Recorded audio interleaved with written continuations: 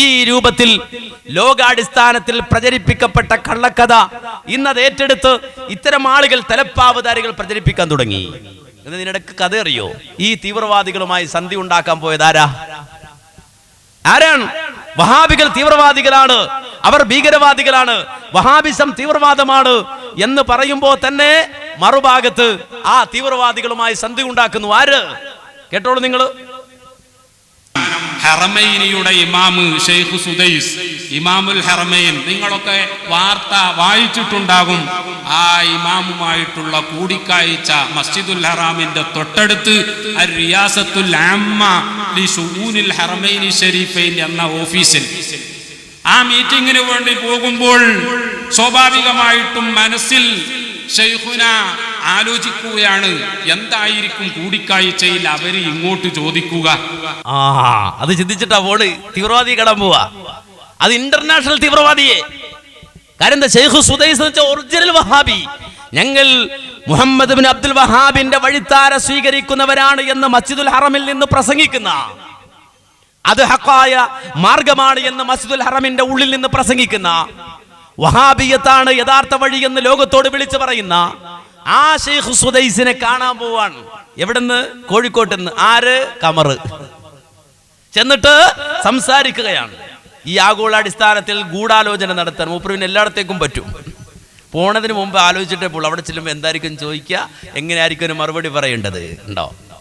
അതിനനുസരിച്ച് അതുകൊണ്ട് പണ്ട് കുവൈത്ത് കരാർ എന്നപ്പോൾ അവിടെ ചെന്നിട്ട് പറഞ്ഞു, ഞങ്ങൾ ഈ മദ്ഹബ് ഒന്നുമല്ല, ഖുർആനും സുന്നത്തും അനുസരിച്ചാ ഞങ്ങൾ പ്രവർത്തിക്കേണ്ടത് എന്ന്. കുവൈത്തിൽ പോയി കരാർ പണ്ട് ഒപ്പിട്ട് പോകുന്ന വിവാദമായത് നമുക്കെല്ലാവർക്കും അറിയാം. അപ്പൊ എങ്ങനെയാണ് ഹോള്, എങ്ങനെയാണ് പാത്രം, അതിനനുസരിച്ച് മൂപ്പഴ കിട്ടായി കൊടുക്കും. ഈ രൂപത്തിൽ ഈ ഷെയ്ഖ് സുദൈസുമായി സംസാരിച്ചു എന്ന് പറയുമ്പോ ആരാ ഈ ഷെയ്ഖ് സുദൈസ്? വഹാബി. ആരാണ് ഹറമിൽ ഇമാമ നിൽക്കുന്ന ആള്? ആരാണ് മസ്ജിദുൻ നബവിയിൽ ഇമാമ നിൽക്കുന്നവർ? സലഫികൾ. സലഫികൾ, വഹാബികൾ. ആ വഹാബികൾ തീവ്രവാദികൾ എന്ന് ഇവിടെ ഓരോ ജംഗ്ഷനിലും വന്ന് പ്രസംഗിക്കുമ്പോ ഇവിടുന്ന് ഹജ്ജിന് പോണോൻ എവിടെ പോയിട്ടാ നിസ്കരിക്കണത്? ഹറമിൽ. ആരുടെ പുറകിൽ? വഹാബിയുടെ പുറകിൽ, വഹാബികളുടെ പുറകിൽ. മുമ്പ് എറണാകുളം ജില്ലയിൽ ഒരു മുഖാമുഖം നടത്തുമ്പോൾ ഒരാൾ വന്നിട്ട് ചോദിച്ചു, സുന്നിയെ തുറന്ന് നിസ്കരിക്കാൻ പറ്റുമോ? ഞാൻ പറഞ്ഞു, സുന്നിയല്ലേ തുറന്ന് നിസ്കരിക്കേണ്ടത്, സുന്നി ആവണം, സുന്നി ആവണം, അവനല്ലേ തുറന്ന് നിസ്കരിക്കേണ്ടത്. കാര്യം നബിയുടെ മാർഗം സ്വീകരിക്കുന്നവനല്ലേ തുറന്ന് നിസ്കരിക്കേണ്ടത്. അല്ല നമ്മുടെ നാട്ടിൽ ഈ പള്ളിയിൽ ഉസ്താദിനെ തുറന്ന് നിസ്കരിക്കാൻ പറ്റുമോ? അയാൾ സുന്നിയാണോ അല്ലെന്ന് സർട്ടിഫിക്കറ്റ് ഓരോ കൊണ്ടുവരണം. അതൊന്ന്. രണ്ട്, ഞാൻ അയാൾ തിരിച്ചു വെച്ചു, വഹാബിയെ തുറന്ന് നിസ്കരിക്കാൻ പറ്റുമോ എന്ന് ചോദിച്ചു. അയാൾ പറഞ്ഞു, വല്ലാഹി വല്ലാഹി തുറന്ന് നിസ്കരിക്കാൻ പറ്റൂല, അവന് തുടരാനേ പറ്റൂല. ഞാൻ ചിലപ്പോൾ മക്കത്ത് പോയാലോ, മക്കത്ത് പോയാലോ? മക്കത്ത് ചെന്നാൽ അവിടെ വഹാബിയാണ് ഇമാമ്, സലഫിയാണ് ഇമാമ്. അവിടെ എന്താ ചെയ്യാ? ഇറങ്ങി ഓട്. ഇക്കാമത്ത് കൊടുക്കുമ്പോ ഇറങ്ങി ഓടൂ. ആരും ഇറങ്ങി ഓടൂല. കമറും നിൽക്കും, ഷംസും നിൽക്കോടെ, വഹാബിയുടെ പുറകിൽ. അല്ലാഹു അക്ബർ. അല്ലേ? അറഫയിൽ ആരാ പ്രസംഗിക്കുന്നത്? വഹാബിയാണ്. അല്ലേ? വഹാബികൾ തീവ്രവാദികളായിരുന്നെങ്കിൽ, സലഫികൾ തീവ്രവാദിയായിരുന്നെങ്കിൽ അറഫ പ്രഭാഷണത്തിൽ പറയും, നിങ്ങൾ വാ IS-ൽ ചേര് എന്നാണ്. അല്ലേ? നിങ്ങൾ വാ IS-ൽ ചേര്. അതാ അവിടുന്ന് പറഞ്ഞത്. അറഫ പ്രസംഗത്തിൽ അതാ പറഞ്ഞത്. അല്ല, IS ഇസ്ലാമിന്റെ ശത്രു, IS ഇസ്ലാമിന്റെ ശത്രു. ഈ തീവ്രവാദികൾ എല്ലാവരും ആർക്കെതിരെ അജണ്ട മെനഞ്ഞത്? സൗദി അറേബ്യക്കെതിരെ. ഈ തീവ്രവാദ ചിന്ത മനസ്സിൽ കൊണ്ടുവരുന്നവൻ ആദ്യം എതിർക്കുന്നത് സൗദി അറേബ്യയാണ്. എന്തേ? കാരണം അവര് സലഫികളാണ്. എന്തേ സലഫികളെ അല്ലെങ്കിൽ സൗദി അറേബ്യയെ ഒരു തീവ്രവാദിക്കും പറ്റാത്തത്? ഒരു തീവ്രവാദിക്കും പറ്റാത്തത് മനസ്സിലാക്കണം, അത് സലഫികളാണ്. ഞാൻ ആ രൂപത്തിലെ വിശദീകരണത്തിലേക്ക് പോവല്ല, നേരെ മറിച്ച് ഇവരുടെ കാഴ്ചപ്പാടിൽ നിന്ന് തന്നെ നമുക്ക് മനസ്സിലാക്കാം. അല്ല, ഈ സലഫികളായ തീവ്രവാദികളെ പുറകിലാണോ നിസ്കരിക്കാൻ പോണത്? ആ സലഫികളെയാണോ കാണാൻ പോണത്? ഇനി മുഹമ്മദ് ബിൻ അബ്ദുൽ വഹാബാണ് തീവ്രവാദി എന്നല്ലേ? അല്ലേ? അദ്ദേഹത്തിന്റെ സ്കൂൾ ഓഫ് തോട്ട് അവിടെ നിന്നാണ് തീവ്രവാദം വന്നത് എന്നല്ലേ?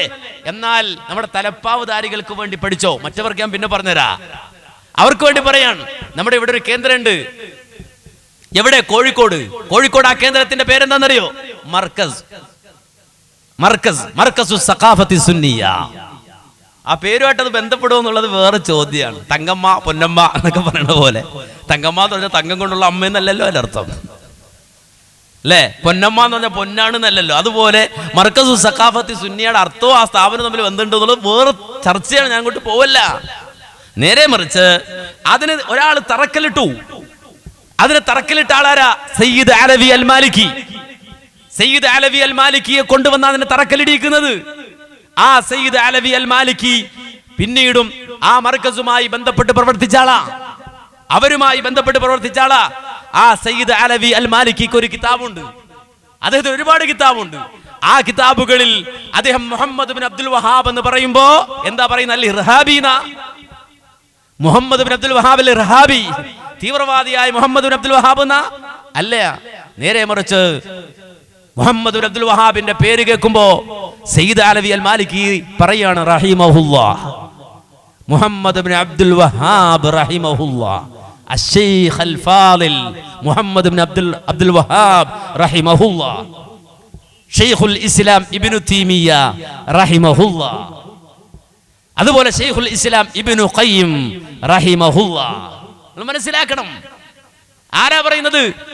ഈ മർക്കസിൽ നിന്ന് 3, 4, 5 കൊല്ലം പഠിച്ച് മുത്തവലും കഴിഞ്ഞ് ഡിഗ്രി എടുത്ത് പുറത്തിറങ്ങണോൻ, അവൻ പുറത്ത് വന്നിട്ട് നാടും ഇറങ്ങിയിട്ട് പ്രസംഗിക്കുകയാണ് എന്ത്? വഹാബിസം. Muhammad bin Abdul Wahhab Hempher എന്ന ബ്രിട്ടീഷുകാരന്റെ ഡയറി കുറിപ്പിൽ എഴുതി വെച്ചിട്ടുണ്ട് അയാൾ മറ്റതാണ് മറിച്ചതാണ്, പെണ്ണുപിടിയനാണ്, കള്ളുകുടിയനാണ്. ഹംഫർ എന്ന ബ്രിട്ടീഷുകാരന് വേണ്ടിയിട്ട് ഒരു ചാരപ്പണി നടത്തി, എന്നിട്ട് ഒരു ഡയറി കുറിപ്പ് എഴുതി, എന്നിട്ട് ഇയാൾക്ക് കൊടുത്തു. ബ്രിട്ടീഷുകാരൻ ചാരപ്പണി നടത്തിയിട്ട് ഇവന് കൊടുക്കും. ഇനി കൊടുത്തിട്ടുണ്ടെങ്കിൽ എന്ന് മനസ്സിലാക്കണം, ഇവൻ അവന്റെ ആളാതല്ലേ. ഒരു ചാരൻ ഡയറി കൊടുക്കാണ് വേറൊരു ചാരന്, അല്ലേ? അങ്ങനല്ലേ ഇവന്റെ കയ്യിൽ ആ ബുക്കത്തുള്ളൂ. അപ്പോ ഹംഫർ എന്ന ബ്രിട്ടീഷ് ചാരൻ പറഞ്ഞിട്ടുണ്ട് എന്നൊക്കെ പറഞ്ഞ് നാട്ടിൽ പ്രസംഗിക്കുകയാണ്. ഇപ്പോ വഹാബികൾ തീവ്രവാദികളാന്ന് പ്രസംഗിക്കുകയാണ്. പക്ഷേ നീ പഠിച്ച സ്ഥാപനത്തിന് തറക്കല്ലിട്ടവൻ അദ്ദേഹം പറയും എന്ത്? മുഹമ്മദ് ബിൻ അബ്ദുൽ വഹാബ് റഹിമഹുല്ലാഹ്, ഷെയ്ഖുൽ ഇസ്ലാം ഇബ്നു തൈമിയ്യ റഹിമഹുല്ലാഹ്, ഷെയ്ഖുൽ ഇസ്ലാം ഇബ്നു ഖയ്യിം റഹിമഹുല്ലാഹ്. അതാരാ? എപ്പോഴാ? കണ്ടിട്ടില്ലല്ലേ? കാണിച്ചു തരാം, കേട്ടോളൂ കൃത്യമായി തന്നെ. എന്നാൽ ആ കക്കാടിന് ഒരു അല്പം ചിന്താശക്തി ഉണ്ടെങ്കിൽ അയാളുടെ കേസറ്റ് അയാൾ കേട്ടു നോക്കിയാൽ മതി. ഈ ഇസ്തിഗാസനെ എതിർത്ത ആളുകളെ ഇമാമാണെന്ന് പറഞ്ഞ് ജനങ്ങളുടെ മുമ്പിൽ പരിചയപ്പെടുത്തുന്നത് ഇസ്ലാമിനെ അപകടം ചെയ്യുന്നതാണ്. ഇമാമെന്നാ തുടരപ്പെടേണ്ട ആളാണ് അവർ. കക്കാടിന് അല്പം ചിന്താശക്തിയില്ല, ശരിയാണ്. ഡോക്ടർ സയ്യിദ് മുഹമ്മദ് അലവി അൽ മാലിക്കിക്കും അല്പം ചിന്താശക്തിയില്ല. പേരോടിന് എല്ലാ ശക്തിയും ഉണ്ട്. ഉണ്ടാവട്ടെ, ഇരിക്കട്ടെ ആ ചിന്ത. അത് പക്ഷെ നിലനിൽക്കാൻ ശ്രമിക്കണം എന്നേ പറയുന്നുള്ളൂ മോനെ. ശ്രദ്ധിക്കണം, ഡോക്ടർ സയ്യിദ് മുഹമ്മദ് അലവി അൽ മാലിക്കി അദ്ദേഹത്തിന്റെ മഫാഹിം എന്ന ഈ കിതാബിൽ ഷെയ്ഖുൽ ഇസ്ലാം എന്ന് ഇബ്നു തൈമിയ്യയെ പറ്റി എഴുതുന്നത് ഇസ്തിഗാസയെ സ്ഥിരീകരിക്കാൻ വേണ്ടി എഴുതിയ ഈ കിതാബിലാണ്. ഇമാം എന്നാൽ തുടരപ്പെടുന്ന ആളാണ് എന്നല്ലേ? ഇസ്ലാമിന് അപകടം ചെയ്യൂലേ അങ്ങനെ പറഞ്ഞാൽ? ഡോക്ടർ സയ്യിദ് മുഹമ്മദ് അലവി അൽ മാലിക്കിയെ ഒരിക്കലെങ്കിലും കാണാനുള്ള അവസരം ഉണ്ടായിരുന്നല്ലോ, എന്തേ പറഞ്ഞു കൊടുക്കാതിരുന്നു പ്രിയപ്പെട്ടവർ? ഇനി ഡോക്ടർ മുഹമ്മദ് അലവി അൽ മാലിക്കി മുഹമ്മദ് ബിൻ അബ്ദുൽ വഹാബിനെ കുറിച്ച് പറഞ്ഞത് എന്താണ്? റഹിമഹുല്ലാഹ്. മർക്കസിന് ശിലയിട്ട എ.പി. ഉസ്താദിന്റെ ഷെയ്ഖായ എന്റെയും ഷെയ്ഖാണ് അവര്, ഡോക്ടർ സയ്യിദ് മുഹമ്മദ് അലവി അൽ മാലിക്കി. അദ്ദേഹത്തിന്റെ കിതാബിൽ മുഹമ്മദ് ബിൻ അബ്ദുൽ വഹാബിനെ കുറിച്ച് പറഞ്ഞത് എങ്ങനെയാ? വലി ഷെയ്ഖി മുഹമ്മദ് ബിൻ അബ്ദുൽ വഹാബ് മൗഖിഫുൻ അളീമുൻ വറഇയ്യുൻ ഹകീമുൻ ഫീ ഹാദൽ ബാബ്. എന്നിട്ട് വഹാ ഹുവ ഇമാമു തൗഹീദി വറഅസുൽ മുവഹിദീൻ യഖൂലു കലിമതഹു സദീദ ബിഹിക്മതിഹി റഷീദ അല്ലതി ബിസബബിഹാ ഇന്തശറത് ദഅവതുഹു ബൈനൽ അനാമി വഷ്തഹറത് തരീഖതുഹു ഇൻദൽ ഖാസ് വൽ ആമ്മി ഇസ്തമിഉ ഇലാ ഖൗലിഹി റഹിമഹുല്ലാഹ്. എടുത്തു ധരിച്ചിരിക്കുകയാണ് മുഹമ്മദ് അലവി അൽ മാലിക്കി അദ്ദേഹത്തിന്റെ കിതാബിൽ. അതേ കിതാബിൽ മറ്റൊരു സ്ഥലത്ത് പറയുന്നു വഖദ് വഖഫ അശ്ശൈഖ് മുഹമ്മദ് ഇബ്നു അബ്ദുൽ വഹാബ് റഹിമഹുല്ലാഹ് ഫീ ഹാദൽ മൈദാനി മൗഖിഫൻ അളീമൻ ഖദ് യസ്തൻകിറുഹു കസീറുൻ മിമ്മൻ യദ്ദഇ അന്നഹു മൻസൂബുൻ ഇലൈഹി വമഹ്സൂബുൻ അലൈഹി. എന്തൊരു നയപരമായ പ്രയോഗങ്ങളാണിത്! റഹിമഹുല്ലാഹ് എന്ന് ഷെയ്ഖ് ഇബ്നു അബ്ദുൽ വഹാബിനെ കുറിച്ച് പറഞ്ഞതാണ്. ഞാൻ ഇമാമ് എന്നേ ഉപയോഗിച്ചിട്ടുള്ളൂ, ഷെയ്ഖിനെ ഉപയോഗിച്ചിട്ടുള്ളൂ. എന്നിട്ട് ഇസ്ലാമിന് അപകടകരമായി പോകും. ഡോക്ടർ മുഹമ്മദ് അലവി അൽ മാലിക്കിയുടെ കിതാബ് ഇപ്പോഴും കൊണ്ട് നടക്കുന്നില്ല സുന്നികൾ.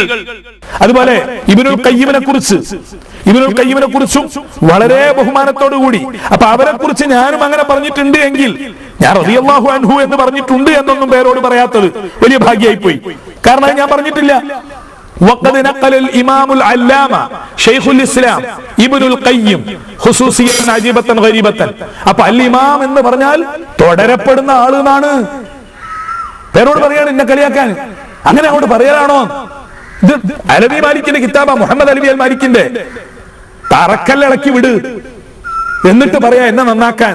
അൽ ഇമാം തുടരപ്പെടുന്ന ആളാ. പക്ഷെ വലിയ രസം, ഷെയ്ഖുൽ ഇസ്ലാം എന്ന് ഞാൻ പറയരുത് എന്ന് പറയുന്ന ഭാഗം അദ്ദേഹം പറയുന്നതിന്റെ ഇടയിൽ തൊള്ളയിൽ, അദ്ദേഹത്തിന്റെ തൊള്ളയിൽ ഇബ്നു തൈമിയയെ പറ്റി ഷെയ്ഖുൽ ഇസ്ലാം ഒന്നുപോയി. കണ്ടോ, അങ്ങനെ വരും. ഷെയ്ഖുൽ ഇസ്ലാം എന്ന് വരും. കാരണം അവരൊക്കെ മഹത്തുക്കളാണ്, സലഫികളാണ്. അതുകൊണ്ട് വിവരമുള്ളവർ അവരുടെ പേര് കേൾക്കുമ്പോൾ റഹിമഹുല്ലാ, ഷെയ്ഖുൽ ഇസ്ലാം, റഈസുൽ മുവഹിദീൻ അല്ലെങ്കിൽ റഈസുൽ മുവഹിദീൻ എന്നൊക്കെ പറയും. അത് വിവരമുള്ള ആളുകൾക്ക് പറഞ്ഞ പണിയാണ്. ഈ ആളുകൾ സയ്യിദ് അലവി അൽ മാലിക്കി, മക്ക അടക്കമുള്ളവർ ഇബ്നു തൈമിയയുടെ പേര് കേൾക്കുമ്പോ, മുഹമ്മദ് ബിൻ അബ്ദുൽ വഹാബിന്റെ പേര് കേൾക്കുമ്പോ, ഇബ്നു ഖയ്യിമിന്റെ പേര് കേൾക്കുമ്പോ റഹിമഹുല്ലാ